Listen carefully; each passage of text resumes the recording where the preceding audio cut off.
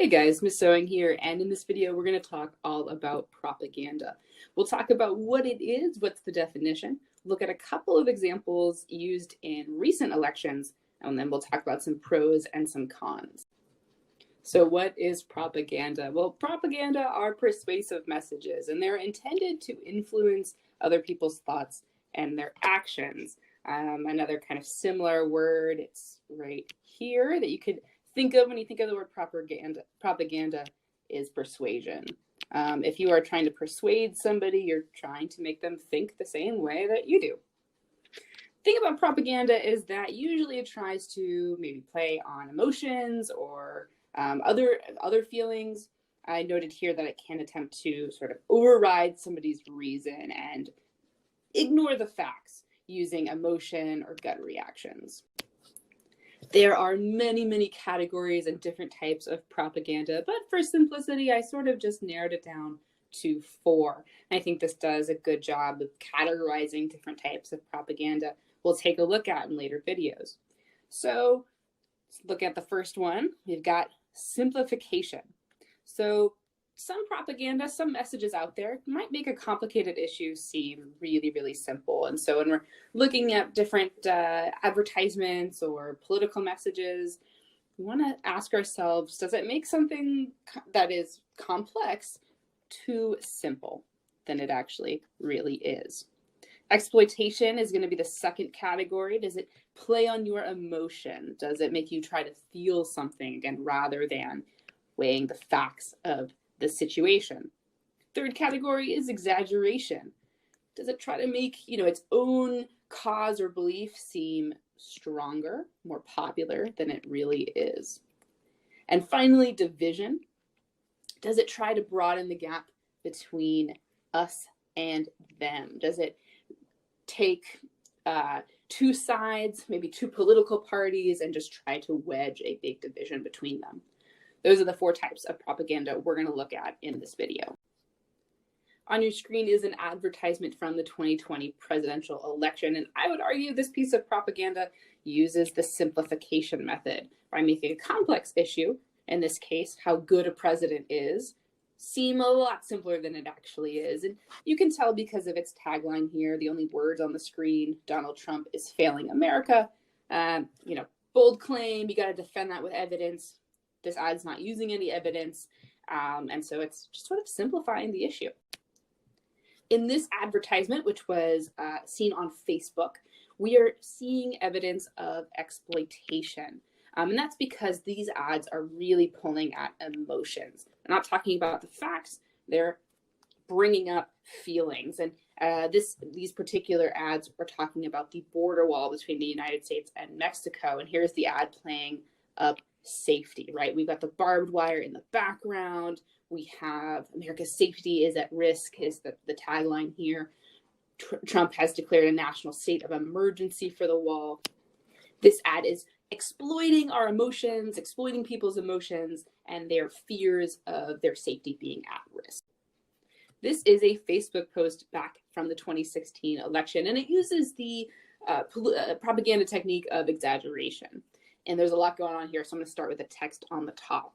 Army of Jesus posts, today Americans are able to elect a president with godly moral principles. Hillary is a Satan, and her crimes and lies have proved just how evil she is. And even though Donald Trump isn't a saint by any means, he's at least an honest man and cares deeply for this country. My vote goes for him. Lots of loaded terms there. I've highlighted a few, right? Godly. Hillary is Satan is quite a bold term. Or bold thing to say. We have words like crimes and lies and evil. Lots going on here. And then when we look at this image, we are seeing 2 very different sides. We have Hillary being depicted here as Satan, and we have Trump being depicted as Jesus Christ himself. And so Satan says, if I win, Clinton wins. Jesus, not if I can help it. Press like to help Jesus win. One of my favorite taglines here. So this is definitely an example of exaggeration. We see Donald Trump being compared to Jesus Christ. That's a pretty exaggerated claim to make. Same with the alternative, Hillary is Satan. Exaggerated again, right? So that is an example of the exaggerated propaganda technique. In our final social media post we're going to look at today, we're going to see an example of the technique division, where we try to widen the gap between us and them. And you're going to see this used in many political advertisements, because that's kind of the whole point of elections, right? One side versus the other. Left versus right, Democrats versus Republican. And in this particular advertisement, you're seeing Team Trump here putting an advertisement out there suggesting that Joe Biden here has something hidden in his ears during the debate, that he refused a drug test, and some other claims as well. And of course it says, hey, donate to Trump. Again, showing the division between us versus them. We need to work together to stop Sleepy Joe here. To wrap up this video, let's talk about some pros and cons of propaganda. In the pro category, I'm going to put get noticed. When you put out these advertisements, these posts that are outlandish and exaggerated, people are going to read them. People are going to see them. They will get shared. They will get talked about.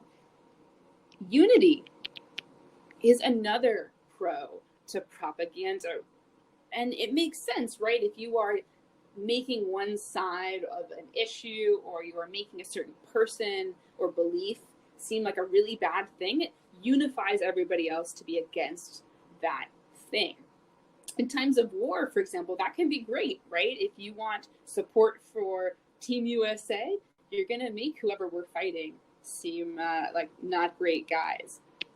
Cons, inaccurate. When we put information out there that is weak on facts, we don't have the full story. And so inaccuracy is a major con to propaganda. And when we lie, we create distrust. When we fudge the truth a little bit, people who are seeing those statements, seeing those posts, are going to be less likely to trust us in the future, because our credibility is decreased. There are many more pros and cons that you can argue about propaganda, but these are two for each that kind of stick out. That is going to be it for today's video, guys. Thanks for watching. Make sure that you are completing your guided notes before you turn it in, and I'll see you in the next video.